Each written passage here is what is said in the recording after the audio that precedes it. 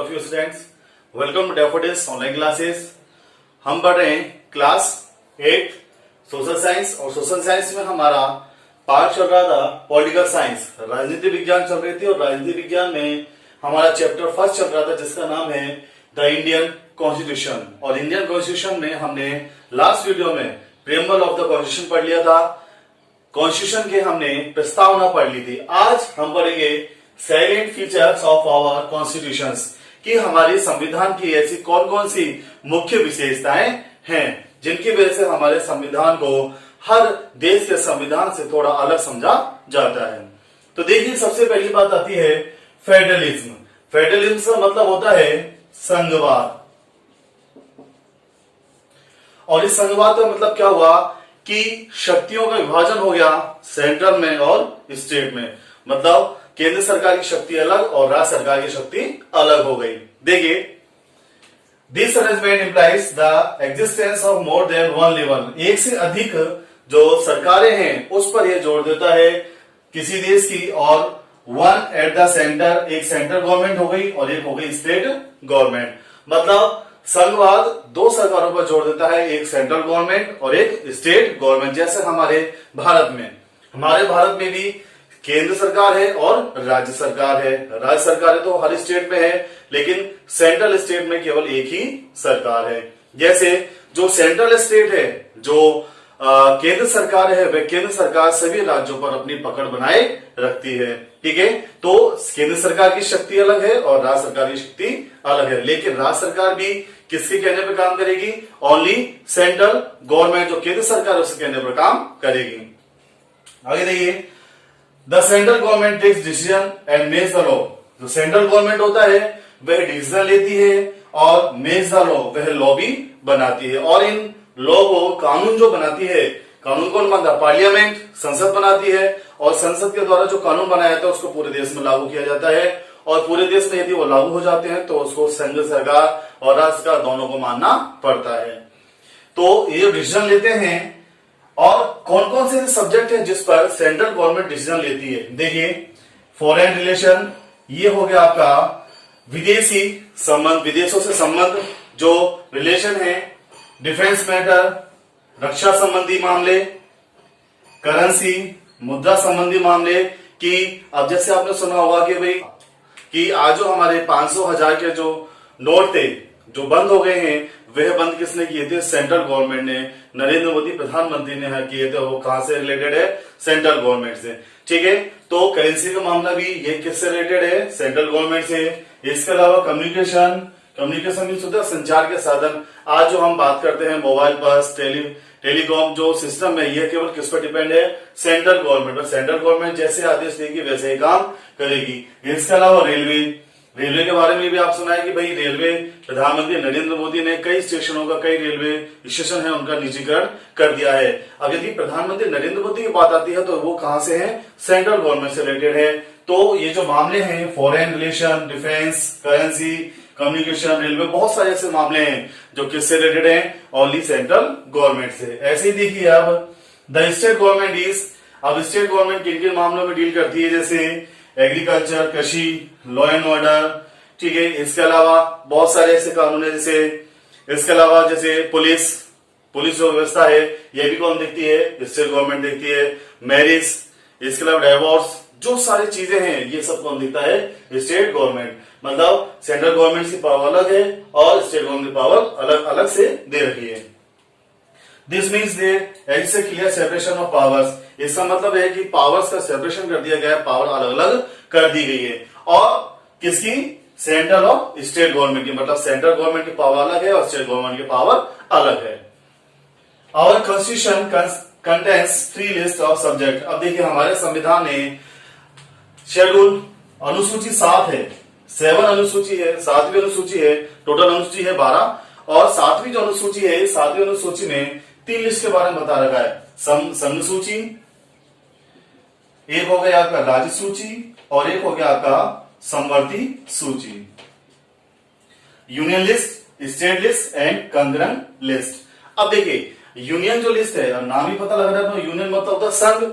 और इस संघ जो संघ सूची है, संघ सूची पर कानून कौन बनाएगा? इस पर कानून बनाएगा सेंट्रल गवर्नमेंट, क्योंकि नाम से पता लग रहा है यूनियन, यूनियन का मतलब संघ होता है, संघ का मतलब केंद्र सरकार, तो यूनियन लिस्ट पर कानून बनाने का राइट किसके पास है? सेंट्रल गवर्नमेंट पास। स्टेट लिस्ट पर नाम से पता लग रहा है कि राज्य सूची, और राज्य सूची पर कानून बनाने का पावर किसके पास है? स्टेट के पास, स्टेट गवर्नमेंट के पास। और बात आती है समवर्ती सूची। समवर्ती सूची का मतलब होता है कंकरेंट लिस्ट, और इसके बारे में देखिए, इसका मतलब है समवर्ती मतलब समान अधिकार दे रखा है किसे? सेंट्रल गवर्नमेंट और स्टेट गवर्नमेंट को। कई ऐसे इश्यूज हैं, कई ऐसे सब्जेक्ट हैं जिन पर केंद्र सरकार भी लॉ बना सकती है और राज्य सरकार भी कानून बना सकती है। अब लेकिन इसमें थोड़ा सा डिफरेंस है। सेंट्रल यूनियन लिस्ट पे केवल संघ सरकार बनाएगी, स्टेट लिस्ट पे केवल स्टेट बनाएगा, और कंकरेंट लिस्ट पे सेंट्रल और स्टेट दोनों बनाएंगे। लेकिन इसमें एक डिफरेंस क्या है कि यदि किसी मुद्दे को लेकर, किसी सब्जेक्ट को लेकर, किसी विषय को लेकर संघ सरकार और राज्य सरकार के बीच में कोई डिस्प्यूट हो जाता है, तो उस सब्जेक्ट पर पहली बात किसकी मानी जाएगी? सेंट्रल गवर्नमेंट की। मतलब सेंट्रल गवर्नमेंट की बात ही मानी जाएगी किसमें? कंकरेंट लिस्ट में। पावर दोनों पास है, लेकिन यदि किसी पे डिस्प्यूट होता है किसी मुद्दे पर, तो उस मुद्दे में बात किसकी मानी जाएगी? सेंट्रल गवर्नमेंट की। तो ये बड़ा हमने पहला पॉइंट था आपका फेडरलिज्म, जिसका नाम है संघवाद। ठीक है, सेकंड पॉइंट हम पढ़ते हैं। सेकंड आपका जो पॉइंट है वो है पार्लियामेंट्री फॉर्म ऑफ गवर्नमेंट, की सरकार का संसदीय स्वरूप। और इससे पहले हमने पढ़ा था फेडरलिज्म, संघवाद क्या था। अब इसमें देखिए पार्लियामेंट्री फॉर्म, संसदीय स्वरूप, वो भी किसका? गवर्नमेंट, सरकार का। संसद आप सभी जानते हो, पार्लियामेंट सभी ने नाम सुना है। इसके दो हाउसेज होते हैं, एक राज्यसभा और एक लोकसभा। यदि इसके ऑर्गन्स की बात की जाए तो ऑर्गन्स कितने हुए? इसके अंग हुए 3, प्रेसिडेंट, राज्यसभा एंड लोकसभा। यदि हाउसेस की बात की जाती है तो हाउसेस 2 आएंगे, Rajya Sabha and Lok Sabha, upper house and lower house. And यदि इसके ऑर्गन्स की बात की जाए तो ऑर्गन्स 3 आएंगे, पार्लियामेंट के 3 organs, president, lower house and upper house. ये आप चीज याद रखिए। आगे देखिए इसमें this arrangement has the people electing their representative, कि जो इसमें क्या व्यवस्था की गई है इसके अंदर कि जो लोग होते हैं, पीपल्स हैं, वो अपने रिप्रेजेंटेटिव को इलेक्ट करते हैं।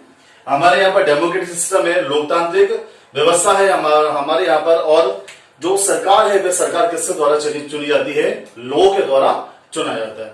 और मैंने आपको बताया था कि 2 फॉर्म होते हैं, एक मोनार्की होता है और एक रिपब्लिक होता है। मोनार्की में तो शासन किसका होता है?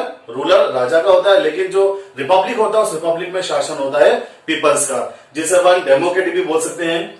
और डेमोक्रेटिक जो फॉर्म होता है गवर्नमेंट का, इसमें लोग अपने रिप्रेजेंटेटिव इलेक्ट करते हैं। अब शासन किसका है? जनता का शासन। अब जनता तो सीधे जा नहीं सकती शासन करने के लिए, इसके लिए क्या होता है कि वह अपने रिप्रेजेंटेटिव मतलब होता है अपना प्रतिनिधि। प्रतिनिधि का मतलब होता है कि एक ग्रुप के द्वारा किसी एक ऐसे सदस्य को चुनाव करना जो उन लोगों की समस्याओं को कहां रख सके, दूसरी जगह पर रख सके, उसे कहा जाता है प्रतिनिधि या रिप्रेजेंटेटिव कहा जाएगा। तो इस फॉर्म में क्या होता है कि लोग अपने रिप्रेजेंटेटिव इलेक्ट करते हैं किसके लिए? पार्लियामेंट के लिए। सेंट्रल एंड यूनियन लेजिस्लेचर, संघात्मक या केंद्रीय जो लेजिस्लेचर है, विधायिका है, व्यवस्थापिका है, उसके लिए इसको इलेक्ट किया जाता है। विच कंसिस्ट, जिसमें कौन कौन शामिल होते हैं? 2 हाउसेस, राज्यसभा एंड लोकसभा, जिसमें 2 हाउसेस, राज्यसभा और लोकसभा शामिल होते हैं। और इनमें कौन जाते हैं? इनमें जो रिप्रेजेंटेटिव हैं, लोगों के द्वारा चुने हुए जो लोग हैं, जो प्रतिनिधि हैं, वही इन लोकसभा और राज्यसभा में बैठते हैं। आगे देखिए, in the parliamentary form of government the president is only constitutional head of the executive. अब देखिए एग्जीक्यूटिव क्या है? एग्जीक्यूटिव है कार्यपालिका। जैसे मैंने आपको बोला था, बताया था कि गवर्नमेंट के 3 ऑर्गन्स होते हैं, लेजिस्लेचर, एग्जीक्यूटिव एंड जुडिशरी। ठीक है, व्यवस्थापिका, कार्यपालिका और न्यायपालिका। तो एग्जीक्यूटिव, कार्यपालिका का यदि हेड कहेंगे तो वो हेड कौन है? प्रेसिडेंट। राष्ट्रपति कार्यपालिका का हेड होता है। अब देखिए इसमें क्या बोला है, इस पार्लियामेंट्री सिस्टम में क्या होता है कि जो प्रेसिडेंट है वह केवल कॉन्स्टिट्यूशनल हेड होता है, केवल संवैधानिक वो अध्यक्ष होता है। उसका केवल काम क्या होता है? ओनली सिग्नेचर करना है, साइन करने का काम होता है। इसे कहेंगे हम कॉन्स्टिट्यूशनल हेड, संवैधानिक इसको अध्यक्ष कहेंगे। जबकि रियल जो प्रेसिडेंट होता है वो रियल प्रेसिडेंट या रियल अध्यक्ष जिसे हम कहेंगे वो कौन होता है, वो प्राइम मिनिस्टर होता है। ठीक है, आगे देखिए इसमें who act only which the aid and advise the real political executive, और वह क्या करता है कि जो वास्तविक कार्यपालिका होती है उस वास्तविक कार्यपालिका को वह क्या देता है, एडवाइस देता है। उसका काम केवल क्या है, एक सलाह देने का, एडवाइस देने का और एक सिग्नेचर करने का। किसका काम है, प्रेसिडेंट का। और प्रेसिडेंट कौन है, कॉन्स्टिट्यूशनल हेड। यदि पूछा जाए कॉन्स्टिट्यूशनल हेड किसे कहा गया है तो प्रेसिडेंट को कहा गया है। और यदि पूछा जाए कि रियल जो पावर होती है वो किसके पास होती है, वो होती है प्राइम मिनिस्टर और उसकी काउंसिल ऑफ मिनिस्टर, उसकी जो मंत्री परिषद होती है। काउंसिल ऑफ मिनिस्टर मतलब होता है कि मंत्रियों के द्वारा जो सभा बनाई गई है उसे बोला जाता है काउंसिल ऑफ मिनिस्टर। और इसका हेड कौन होता है, इसका हेड होता है प्राइम मिनिस्टर। किसमें, सेंट्रल गवर्नमेंट में। यदि स्टेट गवर्नमेंट में कहा जाए तो स्टेट गवर्नमेंट में होता है चीफ मिनिस्टर। आगे देखिए, the council of minister is collectively answerable to the parliament, कि काउंसिल ऑफ मिनिस्टर मंत्री परिषद जो है वह सामूहिक रूप से किसके प्रति उत्तरदायी होती है, किसके प्रति जवाबदेह होती है, वह पार्लियामेंट के प्रति जवाबदेही होती है। यदि कोई भी बात किसी संसद में रखी जाती है तो उसके लिए जिम्मेदार कौन होगा, यह काउंसिल ऑफ मिनिस्टर, मंत्री परिषद उसके लिए जिम्मेदार होगी। तो ये सेकंड फॉर्म था आपका पार्लियामेंट्री फॉर्म ऑफ गवर्नेंस। और नेक्स्ट 3, 4 एंड 5 ये हम पढ़ेंगे नेक्स्ट वीडियो में। Thank you.